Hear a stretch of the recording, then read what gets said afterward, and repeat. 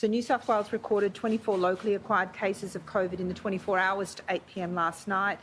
17 of these new cases are linked to previously confirmed cases, with 11 of these linked cases being household contacts. 7 cases reported remain under investigation. We have had 59,941 tests, which were reported to 8 p.m. last night. So again, a big call out to the community and those undertaking that testing. Again, I need to ask you to redouble your efforts and continue to come out.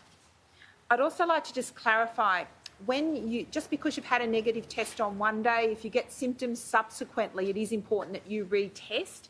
So that message, those tests only tell you your status at a particular point in time. So we do acknowledge the community and thank them for many people who have gone back when they've got subsequent symptoms to get tested, but that is going to be an important component of the response. We have 2 cases in intensive care. In relation to the 24 new locally acquired cases, 12 were in isolation throughout their infectious period and a further 9 were in isolation for part of their infectious period. However, this still means that we are seeing cases in the community infectious. Also, I'd ask the community not to delay getting a test. Don't wait to see if you've got a severe illness. Don't wait to see if your symptoms get worse. As soon as you get symptoms, go out and get a test. Again, this helps us find those chains of transmission as quickly as possible. So there were 2 of the new cases. There were no new cases linked to the Great Ocean Foods seafood wholesaler. There were 2 new cases that were linked to West Hoxton Park. There were 1 new case linked to the Crossways. There were new cases linked to the Joe Bailey at Double Bay. So again, another message is it is incredibly important that people remain, if you've been designated as a close contact, you need to remain for the full 14 days.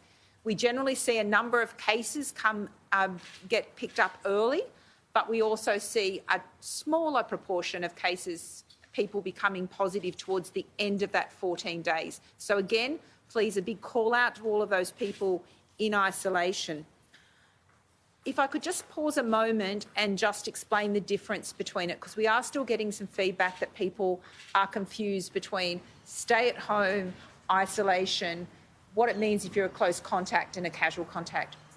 So the stay-at-home measures which are applied to those in the lockdown areas, or if you've been a returned traveller who have spent time in a lockdown area in another state, is that you are permitted to leave home for the 4 essential reasons, roughly.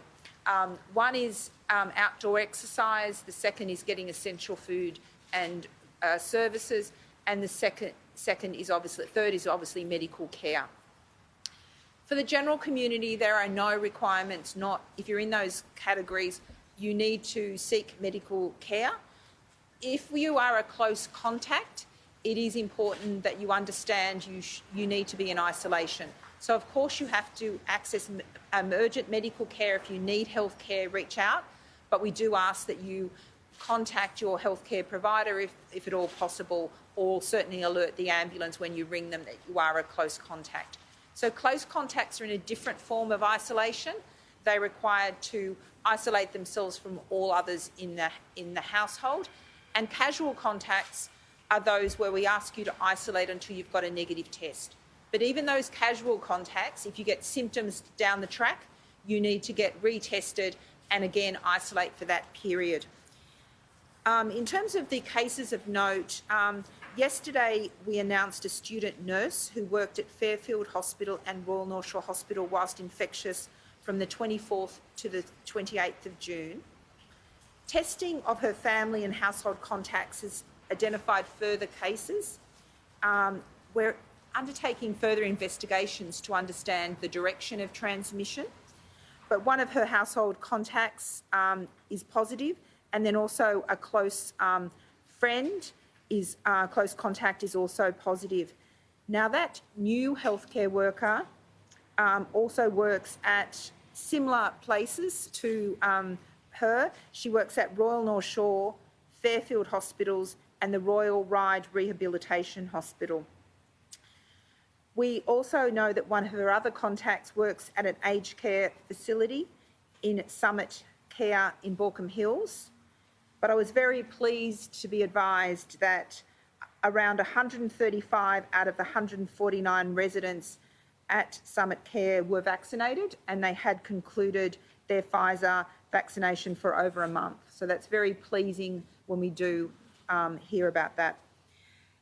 In relation to the case, if we go now back to the student nurse that I talked about yesterday, extensive contact tracing has occurred around that nurse, and we have identified one healthcare worker who was present at the ward on the Sunday when she was close to completing her shift. That healthcare worker pleasingly had not worked whilst infectious. So that new healthcare worker that had a small crossover with this individual had been rapidly identified as a close contact and hence did not go into work yesterday and instead got tested. Those results came back, but it was pleasing that whilst in the infectious period, this gentleman, this person, healthcare worker, did not go to work. So again, this highlights a few key messages. We still need to maintain essential activities, and we just need people to be particularly vigilant. If you've got the mildest of symptoms, please do not go to work. Instead, get tested and isolate. Be very, very conscious about your movements, please, before you go out and about. Check that New South Wales Health website.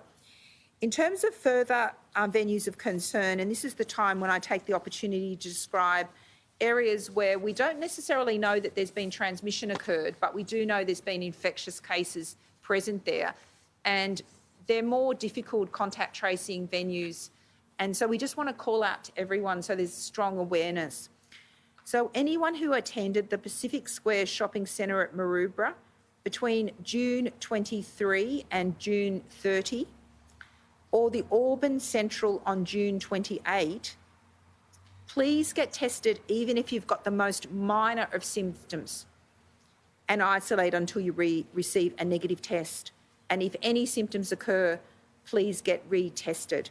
We do know in those centres that there were, on a number of days in Pacific Square Shopping Centre and in the one day in Auburn Central, positive cases moving about that centre. Now, remember, people will be wearing masks, but masks are just one line of defence. When you're out and about shopping, please make sure you maintain that social distancing. On the note of masks, we appreciate the community is wearing masks, and thank you so much. It is one line of defence, but please continue to check that your mask fits over your nose and mouth. We still are getting situations where the mask is not fitting adequately. So that does afford us the greatest protection when those masks cover the nose and mouth. We've also had queries about essential work and goods and services, and I think I've addressed this issue. Please, the principle at the moment is we want to stop any unnecessary interactions between people outside your household group. We understand that your household will be exposed if you happen to have COVID, but what we're trying to do is make sure that your interactions don't pose anyone else at risk of you spreading it. So even when you're moving about in those retail environments, purchasing essential food, groceries, please maintain your social distancing. Wear your mask over your nose and mouth at all times, and please do not go out and about if you've got the most minimal of symptoms.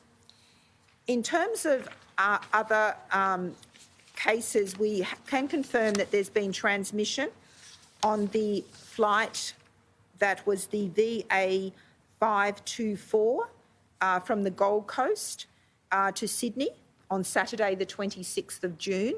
We confirm that 2 passengers have now tested positive on that flight. We understand that both were isolating, but this is just still being confirmed from the second passenger. What we know is both passengers had been tested fairly promptly and had a negative test, but we're just confirming with the second case that they had remained in isolation after testing negative on that test and had been advised they were a close contact. That's our understanding. So again, this highlights the importance of us being able to find people very quickly, get them tested, and then we can be confident if they're negative that they're not a risk to the community. And also the importance of maintaining that isolation when you've been asked to do so. Thank you.